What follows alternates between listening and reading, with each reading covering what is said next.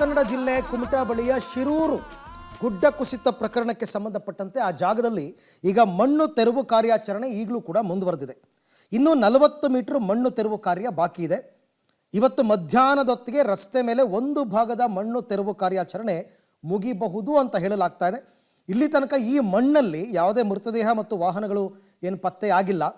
ಮಳೆ ಅಡ್ಡಿಯಾಗಿತ್ತು, ಆ ಕಾರಣಕ್ಕೆ ಇವತ್ತು ಕೂಡ ಕಾರ್ಯಾಚರಣೆ ಮುಂದುವರಿಯುತ್ತೆ. ಯಾಕೆಂದರೆ ಮಳೆ ಬಂದಾಗ ಕಾರ್ಯಾಚರಣೆಯನ್ನು ವೇಗವಾಗಿ ಮಾಡೋದಕ್ಕಾಗಲ್ಲ. ಜೊತೆಗೆ ಸ್ಥಳದಲ್ಲೇ ಜಿಲ್ಲಾಡಳಿತ ಕೂಡ ಬೀಡು ಬಿಟ್ಟಿದೆ. ಹಾಗಾಗಿ ಅಲ್ಲಿನ ಪರಿಸ್ಥಿತಿ ಏನು ಎತ್ತ ಅಂತ ನಮ್ಮ ಪ್ರತಿನಿಧಿ ಸುನಿಲ್ ವಿವರಿಸ್ತಾರೆ, ನೋಡೋಣ.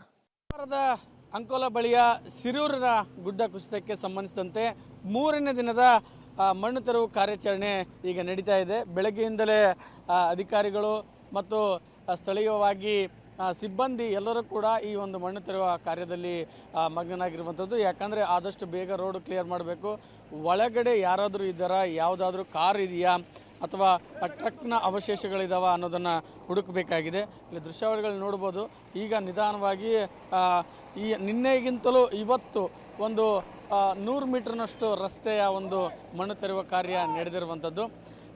ಈಗ ನಿಜವಾದ ಟಾಸ್ಕ್ ಎದುರಾಗಿರುವಂಥದ್ದು. ಯಾಕಂದರೆ ಪ್ರಮುಖವಾಗಿ ಈ ಒಂದು ಭಾಗದಲ್ಲಿ ಕ್ಯಾಂಟೀನ್ ಇತ್ತು ಅಥವಾ ಈ ಭಾಗದಲ್ಲಿ ಜನ ನಿಂತಿದ್ರು ಅನ್ನೋದು ಮಾಹಿತಿ ಲಭ್ಯ ಇರೋದರಿಂದ ಈ ಒಳಗಡೆ ಯಾರಾದರೂ ಮೃತದೇಹಗಳಿದ್ದಾವ, ಅವಶೇಷಗಳಿದ್ದಾವ ಅನ್ನೋದನ್ನು ಹುಡುಕಬೇಕಾಗಿರುವಂಥದ್ದು. ಇದು ಒಂದು ದೃಶ್ಯಾವಳಿಗಳಾದರೆ, ಇನ್ನು ನದಿಯ ನೀರಿನ ಪ್ರಮಾಣವೂ ಕೂಡ ಜಾಸ್ತಿ ಆಗಿದೆ.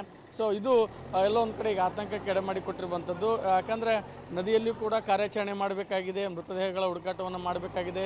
NDRF, SDRF, ಅಗ್ನಿಶಾಮಕ ದಳ ನದಿಯಲ್ಲಿ ಕೂಡ ಕಾರ್ಯಾಚರಣೆ ಮಾಡಿದ್ದೆವು ನಿನ್ನೆ. ಇಲ್ಲಿ ರಸ್ತೆಯ ಮೇಲೆ ಮತ್ತೊಂದು ಟೀಮ್ ಮಣ್ಣು ತೆರವು ಕಾರ್ಯಾಚರಣೆ ಮಾಡ್ತಾ ಇದೆ.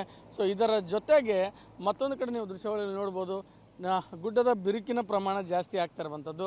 ನಿನ್ನೆ ತೋರಿಸಿದಂತೆ ನಾವು ಆಗಲೇ ನಿನ್ನೆಯಿಂದಲೂ ಕೂಡ ಮಾಧ್ಯಮಗಳು ಎಲ್ಲವೂ ಕೂಡ ತೋರಿಸ್ತಾ ಇರುವಂಥದ್ದು ಏನಂದರೆ, ಇಲ್ಲಿ ಕೂಡ ಗುಡ್ಡ ಕುಸಿಯುವಂಥ ಸಾಧ್ಯತೆ ಇರೋದ್ರಿಂದ ಇವತ್ತು ಕೇವಲ ಕೆಲವೇ ಜನರಿಗೆ ಒಂದು ಇಲ್ಲಿ ಕಾಮಗಾರಿ ನಡೆಸಲು ರಸ್ತೆ ಮಣ್ಣನ್ನು ತೆಗೆಯಲು ಅವಕಾಶವನ್ನು ಕೊಟ್ಟಿರುವಂಥದ್ದು.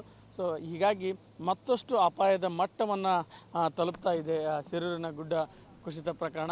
ಇನ್ನೂ ಕೂಡ ಸಾಕಷ್ಟು ಮಣ್ಣು ತೆರೆದು ಬಳಿಕ ರಸ್ತೆಗೆ ಅನುವು ಮಾಡಿಕೊಡ್ತಾರೆ. ಆದರೆ ಮೊದಲಿಗೆ ಮೃತದೇಹ ಹುಡುಕುವಂಥ ಕಾರ್ಯಾಚರಣೆ ಆಗಬೇಕಾಗಿದೆ. ಕ್ಯಾಮ್ರಾಮನ್ ನಾರಾಯಣಗೌಡ ಜೊತೆ ಸುನಿಲ್ ಪಾಟೀಲ್, ಪಬ್ಲಿಕ್ TV, ಕಾರವಾರ.